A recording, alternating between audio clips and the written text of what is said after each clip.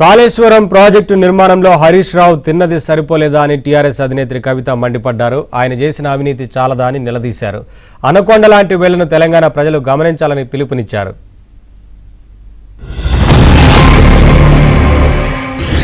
रेवंत रेड्डी अंटाడు अरे कालेश्वरम कूलिपोయింది उसको पागलखाना दवाखाना में ज्वाइन करना है नहीं तो सिद्धिपेट आके देखो तू अरे सिद्धिपेट में మీద మలన సాగర్లో బయటకు వచ్చే నీళ్లు కాళేశ్వరం నీళ్లు కావా కింద రంగనాయక సాగర్లో పారే నీళ్లు కాళేశ్వరం నీళ్లు కాదా ఆడ కూర్చుంటాడు కాళేశ్వరం కూలిపోయింది కాళేశ్వరం కూలిపోయింది अब लोग तुम्हारा क्या समझना सिद्धिपेट के लोग उनके आंखों के सामने कैनाल में पानी जा रहा है बहल रहा है रोज खेती में पानी जा रहा है गोदावरी का అసలు టోటల్ బీఆర్ఎస్ పార్టీకి అవినీతి మరకలు అంటడానికి టోటల్ కాళేశ్వరం ప్రాజెక్టులో అవినీతి అనకొండ అయినటువంటి హరీష్ రావు గారు వచ్చి పల్లికి తీసుకుంటే ఆయన ప్రెస్ మీట్ పెడతాడు.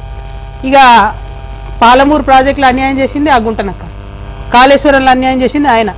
ఈయననే తప్పు చెప్పి ప్రజల్ని డైవర్ట్ చేస్తుందంటే ఆయన వచ్చి ఆ డ్రామా ఇంకొంచెం పెంచి ఆయన ఏందేందో మాట్లాడిపోయాడు. నేను అంటున్నా కదా, అదే గుంటనక్కను ఎవరి వల్ల అయితే అవినీతి జరిగిందో ఆయననే ముందట పెడుతున్న బీఆర్ఎస్ పార్టీ ఈ జన్మల బాగుపడదు, ఈ జన్మల అధికారంలోకి రాదు.